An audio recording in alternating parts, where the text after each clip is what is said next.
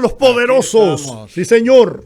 Señor, aquí estamos. Bueno, la Asociación de Industriales y Comerciantes de Santiago, en rueda de prensa, dio a conocer la decisión de dejar sin efecto el acuerdo al que habían llegado con el cónsul o hasta ese momento cónsul de la República de Haití en Santiago. Argumenta la Asociación de Comerciantes Industriales de Santiago, ACIS, que el propósito de ese acuerdo no era más que la intención de regularizar a todos los obreros y trabajadores haitianos que están trabajando en la República Dominicana y que una gran parte de ellos son ilegales. Están en el país de manera ilegal.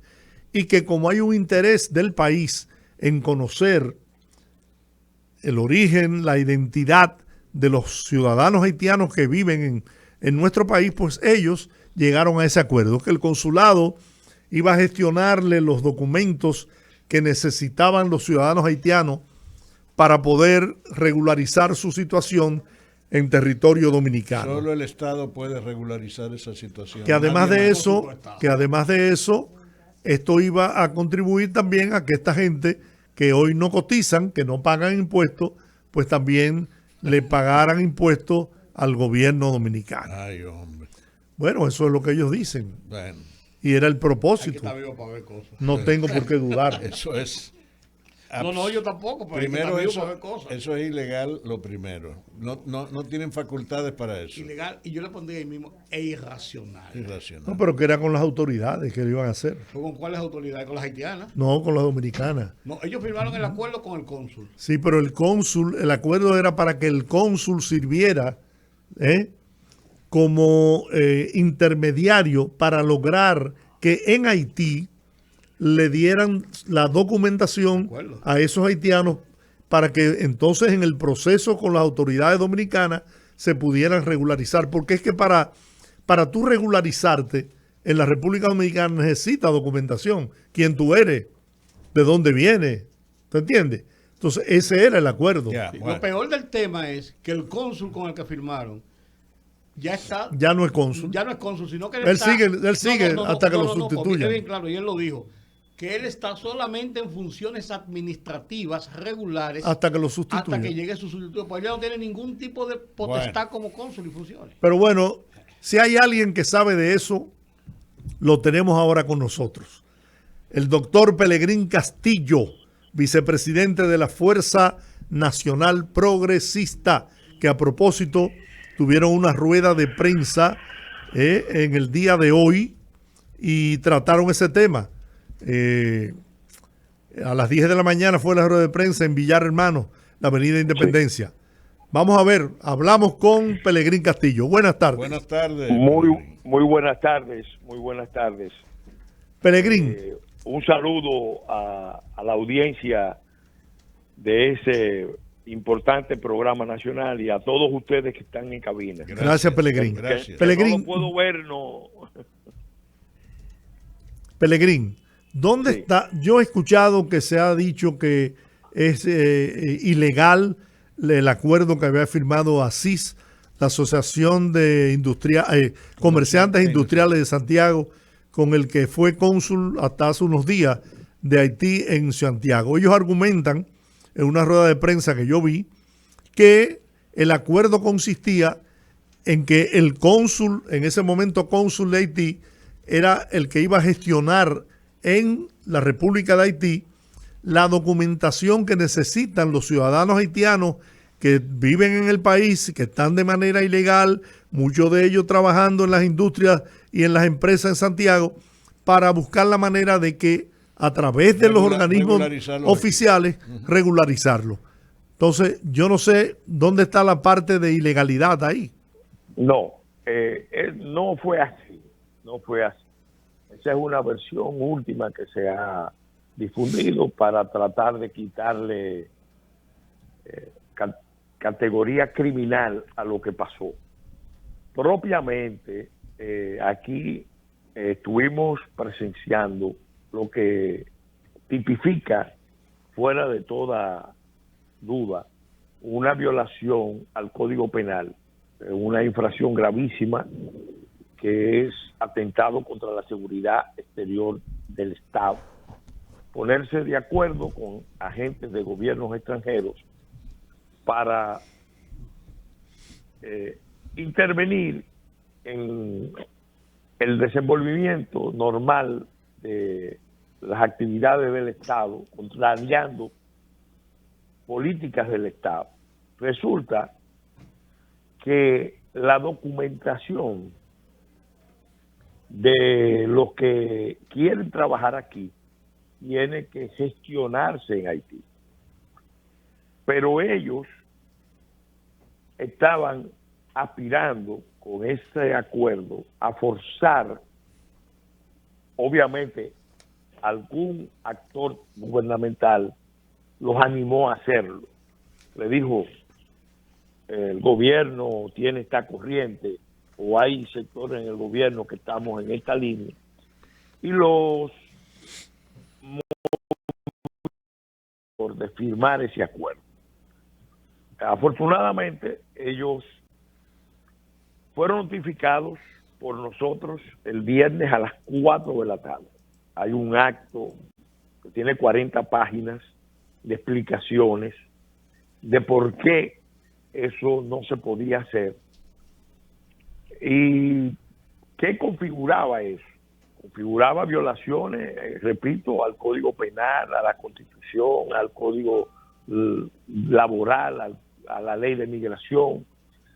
Y nosotros que lo vimos desde el primer momento y lo vimos en el contexto de la enorme crisis que vive la isla de Santo Domingo, una crisis sin precedentes. Entonces dimos la voz de alerta y empezamos a accionar. El domingo nos enteramos ya de que ASIS había tomado la decisión de dejar sin efecto ese acuerdo. ¿Qué es lo que está pasando? Aquí hay un fenómeno que no es de migración. Vamos a sincerarnos, vamos a hablar con toda claridad. Es un fenómeno de traslado masivo de poblaciones, es un fenómeno de ocupación progresiva del territorio nacional, es propiamente un fenómeno que está rompiendo con la cohesión social y territorial de República Dominicana. Eso no es algo que se está dando al margen de las dinámicas que se están dando en Haití. En Haití hay un conjunto de actores exteriores del continente y fuera del continente que están alimentando un conflicto de envergadura en Haití que eventualmente podría reflejarse, podría trasvasarse hacia República Dominicana y producir un escenario de desestabilización de la isla de manera dramática. Miren, para que ustedes tengan una idea de cómo van marchando los acontecimientos, en el día de ayer un grupo importante de dirigentes haitianos le mandaba una carta al presidente Xi Jinping y al presidente Putin pidiéndole que impidan que en el Consejo de Seguridad se renueve el mandato de la BINUS y acusando a las representantes de Naciones Unidas de ser las responsables de estar atizando el conflicto, la violencia y el caos consecuente que implica la violencia que se está ejerciendo sobre la población haitiana. Obviamente nadie es ingenuo, los que estamos en esto dándole seguimiento hace mucho tiempo y tenemos muy buenos niveles de información, sabemos que eso que se está haciendo en Haití obedece a un plan de alta inteligencia muy bien planificado, que se viene ejecutando hace muchos años y que se ha acelerado en esta fase, con el objetivo de que esa población haitiana venga cada vez más hacia República Dominicana y se produzca lo que el gobierno dominicano del presidente Abinader ha denunciado ya varias veces en los escenarios internacionales como la solución dominicana al problema haitiano.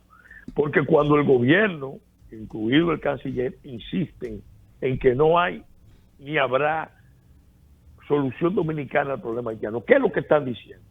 Le están diciendo a la comunidad internacional que los dominicanos, las autoridades están convencidas de que se está deliberadamente, de forma maligna, porque lo que se está cometiendo con Haití y lo que se está cometiendo con República Dominicana es un crimen internacional, lo quiero decir, que involucra a Naciones Unidas, a las agencias de Naciones Unidas y a poderes internacionales que decidieron que el destino de la isla lo van a resolver con un escenario como el que están configurando. Entonces, en ese contexto es que firma ASIS ese acuerdo con el ex cónsul de Haití. Observen este detalle. La nota de la Cancillería haitiana evidentemente parece que responde a una reacción del gobierno dominicano, porque explica que esa persona no estaba autorizada a firmar ese acuerdo. ¿Qué significa? Que al decirlo en la nota, evidentemente hubo una protesta del gobierno dominicano por vía diplomática cuestionando que se firmara ese acuerdo y se anunciara. Nosotros estábamos criticando que el gobierno dominicano no se había pronunciado públicamente sobre esto. Por lo visto, parece que usaron los canales diplomáticos con el gobierno de Henry para notificarle que eso que estaba haciendo el cónsul no lo podía hacer, porque eso no lo puede decidir ni el Consejo de Migración, ni el presidente de la República, ni la Dirección de Migración, ni la dirección. Lo tiene que decidir el Congreso Nacional por una ley. Claro. Porque en el fondo lo que se está planteando ahí es que los haitianos que ya están aquí, fíjense eso, puedan desde aquí gestionar papeles aquí o en Haití, porque eso en el acuerdo no dice que van a gestionar en Haití, sino que van a gestionar documentos. Cuando tú lees el acuerdo completo, ellos no dicen que van a gestionar, interponer buenos oficios para gestionar documentos en Haití. No. Lo que están planteando es un plan de regularización, parte 2. Una que pregunta. eso solamente lo puede autorizar el Congreso Nacional. Una pregunta colateral, Pelegrín. Sí. ¿No hay sanciones legales contra aquellas empresas que contraten mano de obra ilegal? Claro. Hay sanciones en el Código Laboral, en la Ley de Migración. Es más. ¿Y por qué no se estarán aplicando esas sanciones? Bueno, porque ahí es que vamos al tema. Mira, yo he estado en conversaciones con el ministro de Interior y con parte de su equipo, y he estado participando con otros ministros en este tema. De hecho, en ProNación se constituyó un grupo de expertos donde hay 4 PhD en economía y muchos ingenieros con calificaciones en mecánica, donde le vamos a hacer una propuesta esta semana al gobierno de cómo abordar este tema, porque este tema hay que abordarlo con medidas de corto, mediano y largo plazo.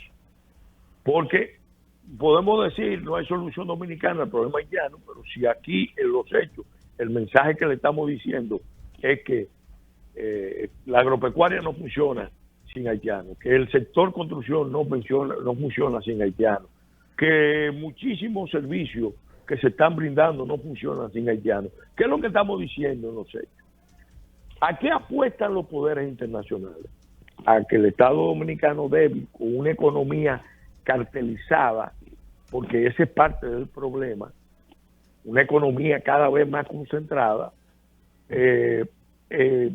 use con el efecto de émbolo, porque te está sacando a los dominicanos de más empuje hacia el exterior o hacia la informalidad, y entonces te atraiga la mano de obra en condiciones de ilegalidad y te provoca una situación de facto donde se le diga, mira, aquí no hay más camino que la unificación de facto del mercado para el comercio y la inversión. Nosotros venimos diciendo, miren, los problemas de un Estado fallido, se lo dije a funcionarios del Departamento de Comercio, de la Secretaría de Comercio de Estados Unidos y del Departamento de Estado en el año 2002, en una discusión con Luis Álvarez Renta, que fue uno de los ideólogos de todo este esquema. Se lo dije, miren, cuando estamos en presencia de un Estado fallido, la prioridad tiene que ser la acción internacional responsable de rescate y de construcción. No forcen, no condicionen una integración de facto entre una nación fallida, colapsada. Haití es emblemática como nación, pero tiene un Estado colapsado y un Estado débil, vulnerable, altamente dependiente, con una clase política que cada día está más subordinada a los poderes internacionales. Entonces, ¿qué decimos nosotros? Bueno, aquí hay alternativas. Y le vamos a presentar en esta misma semana al presidente Abinader, al gobierno, 20 medidas que podrían ayudar enormemente a iniciar el proceso de renacionalización de la economía dominicana, de transformación de la economía dominicana. Y ojo, todo el mundo sabe que hay un porcentaje de mano de obra extranjera, incluida haitiana, mayoritariamente, que puede perfectamente trabajar en República Dominicana. Pero lo que no podemos es producir un efecto llamada en este contexto de que va a haber una regularización que la van a imponer de manera administrativa y que los empresarios, porque hubo sectores que le dijeron así, firmen eso, no se preocupen que esa es la línea del gobierno. Y resulta que ese es un tema que se está discutiendo, porque hay mucha gente en el gobierno que está de acuerdo con que seamos prácticos y otros que dicen no podemos ser prácticos llevándonos la Constitución, las leyes y los convenios internacionales.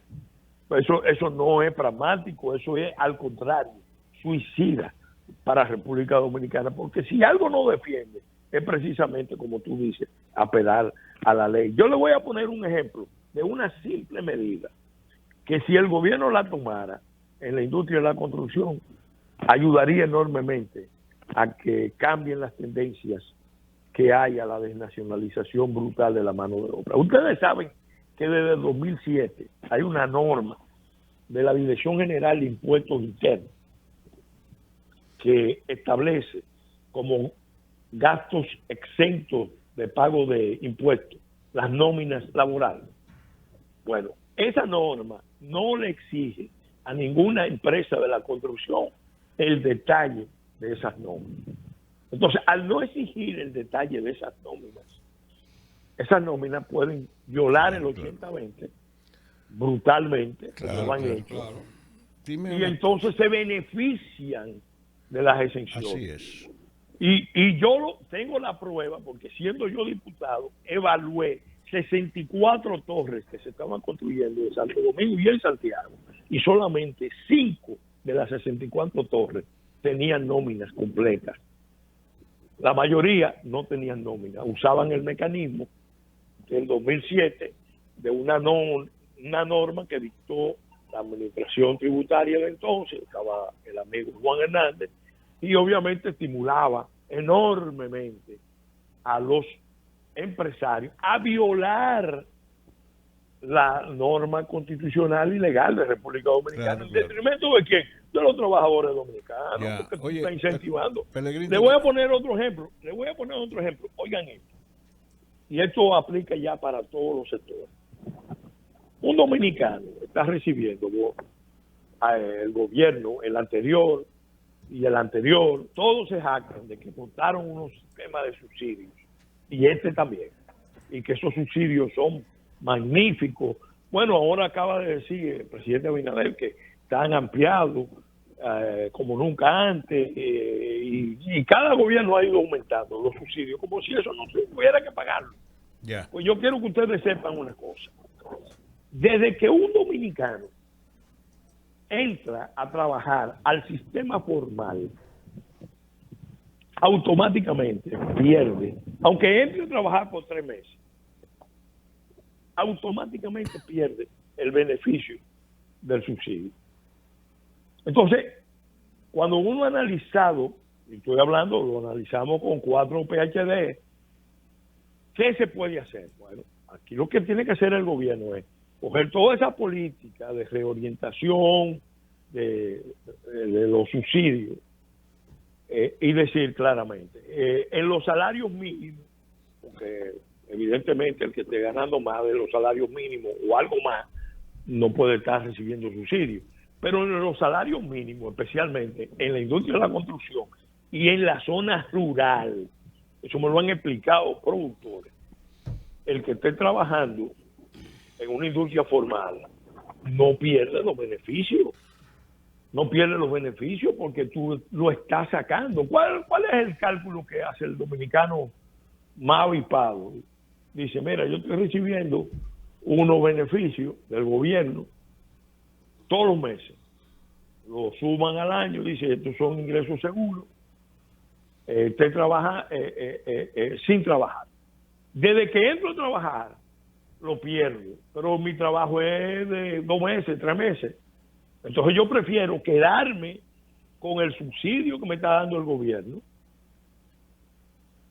y evidentemente buscármela por ahí, en el trabajo informal. Si el gobierno reorientara la política de subsidio y dijera, bueno, nosotros vamos a subsidiar en la zona rural a todas las empresas que contraten dominicanos, un 80-20, con el tema de la seguridad social, el Estado, como están subsidiando tantas cosas, porque en realidad lo que verdaderamente hace que un país avance es el trabajo. Ya. Mira una pregunta que te quiero hacer. Sí. A pesar de que ya el tema haitiano ya significa, ya tiene una presencia en las grandes, en las grandes tareas de la República Dominicana. No es que vayamos a solucionar el problema haitiano, es que Haití, el tema haitiano está presente en nuestra realidad de una manera a veces determinante en algunas áreas, como hemos señalado. ¿Por qué el aparato político dominicano, salvo la Fuerza Nacional Progresista, no ha asumido en su discurso permanente el tema haitiano? Mira, en parte yo lo atribuyo al hecho de que nosotros hemos estado enfrentando unos escenarios bastante complejos.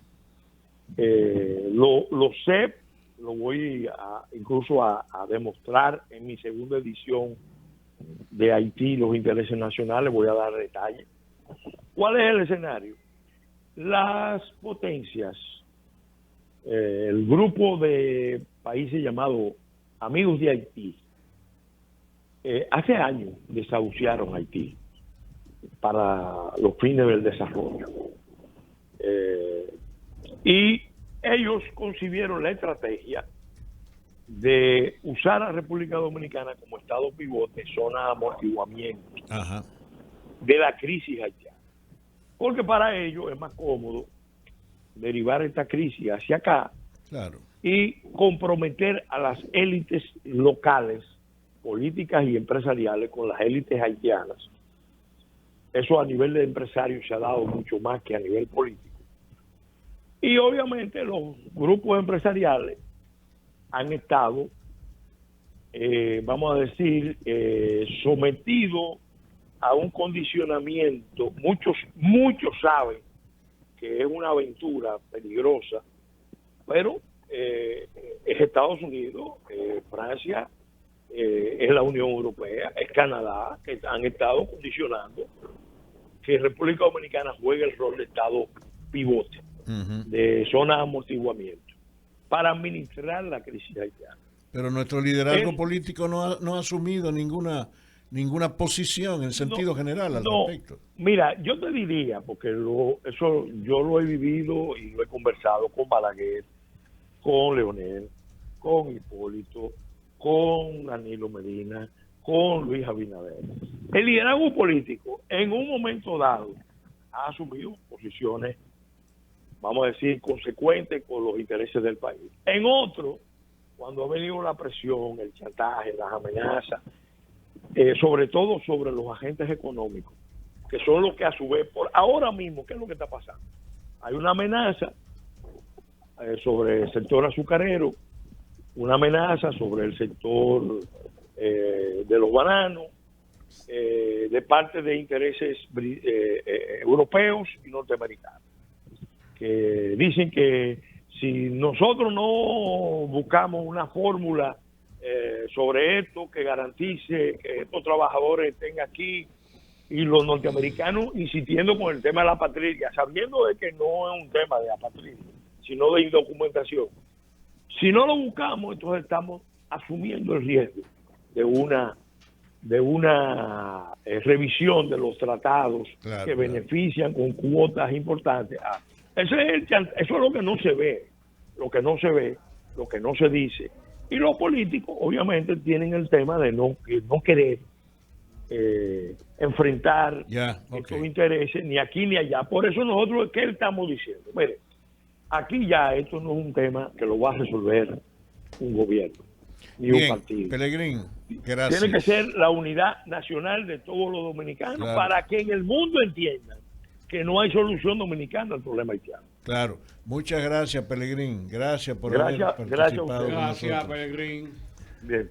Bueno, Pelegrín Castillo, vicepresidente de la Fuerza Nacional Progresista, estuvo con nosotros. Bien.